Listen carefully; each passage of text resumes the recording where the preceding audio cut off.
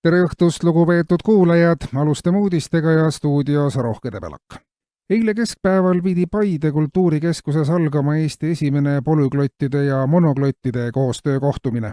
3 tundi pärast ürituse algust olid polüglotid sunnitud tõdema, et kohtumine jääb ühepoolseks, kuigi kutse kokkutulekul oli koostatud 75 eri keeles, ei osanud polüglotid ka seekord ära arvata, millist keelt monoglotid suhtlemiseks kasutavad. Polüglottide ja monoglottide kokkusaamine jäi ära juba 26. korda. Keeleteadlastest, integratsiooniametnikest ja valitsuse esindajatest koosnev töörühm on aga teinud esialgse ettepaneku umbkeele kasutuselevõtuks teise riigikeelena. Pärast aastakümneid kestnud pingutusi on endiselt umbkeelseid inimesi riigis määral, mis teeb umbkeele eiramise võimatuks. Vastava riigihanke võitnud Luisa tõlkibüroole on tehtud ülesandeks koostada 2 kuu jooksul ka esimesed umbkeele sõnaraamatud ja vestmikud ja Haridusministeerium valmistab ette ka umbkeelse kooliprogrammi. Keskkonnaministeerium annab aga teada, et on üha suureneva metsaraie valguses otsimas tõlkebürood, kes suudaks teha võimalikuks lindude ja inimeste vahelise senisest tulemuslikuma kommunikatsiooni.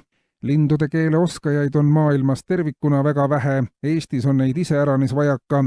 On küll inimesi, kes on saadetud ööpikuid kuulama, aga nende hariduslik taust ei ole tihti võimaldanud kvaliteetset tõlkelahendust. Ainukese võimalusena näevad keskkonnaspetsialistid Luisa tõlkebürood, kellel on kogemus lindudega olemas. Aastaid tagasi oli neil palgal viirpapagoi Vasja, kelle panus lindude ja inimeste ühise keele arendamisse on olnud seni kõige mahukam. Vasja sulest pärinevad sellised igapäevaselt vajaminevad väljendid ja lühilauselised vormid nagu davai prikuurim, ubju košku, koška maja, ptiitška maja ja eesti keeles mis sa otsid, mis asja. Esialgse kokkuleppe kohaselt võtab Luisa tõlkebüroo oma tööruumidesse juba alates oktoobrikuust igast Eesti metsades elavast linnuliigist 1. Kokku enam kui 122 erinevat linnuliiki ja eesmärgiks on aasta pärast jõuda Eesti tihase, vene leevikese ja peoleo inglise keele tõlkelahenduste leidmiseni. Ja rubriigist Kirev maailm. Guinessi rekordite raamatusse tehti eile järjekordne sissekanne ja maailma kõige kauem tõlgina töötanud inimeseks nimetati Luisa tõlkebüroos töötav Volli. Volli töö algust tõlgina ei mäleta enam keegi ja eeldatavalt võis see jääda 18. sajandi esimesse poolde, mõnedel andmetel isegi 17. sajandi lõppu. Volli fenomeni teeb eriti silmapaistvaks tõsiasi, et ta on edukalt tegev ka tänasel päeval ja oma kustumatu innuga annab eeskuju noorematele kolleegidele. Pühendumusest räägib ka tõsiasi, et tema päris nime ei ole keegi kunagi kuulnud, sest see on pingelise töö tulemusena juba ammu tõlkes kaduma läinud. Ja veel samal teemal, Luisa tõlkebüroo alustab järgmisest nädalast uuendusliku programmiga juunior tõlgist seenior tõlgiks. Programm kestab kokku 40 aastat ja on mõeldud peamiselt nendele inimestele, kellel on suur huvi tõlkimise vastu, aga seda vähem eeldusi tõlgiks saada. Kui alustada juunior tõlgina ja pidevalt visalt töötada 40 aastat, on võimalik jõuda seenior tõlgiks. Seenior tõlkidele antakse lõpuks tõlkida peamiselt telekapultide kasutusjuhendeid, ilmateateid ja apteekide lahtiolekuaegu ja muud vähema vastutusastmega tekste. Tõlkimine on inimõigus ja seda suurt tunnet, mis tekib inimeste ühendamisest õnnestunud tõlketöö kaudu, ei saa ettevõtte juhtida sõnul kellelegi keelata. Ja tõsisematel teemadel eile loodi Eesti Vandetõlkide Liit, mis koondab eneses esialgu 100 vandetõlki. Eesmärgiks on keele ja laiemalt kogu suhtlusruumis aset leidma vandumise senisest tulemuslikum edasiandmine erinevate keelt kasutavate kogukondade vahel.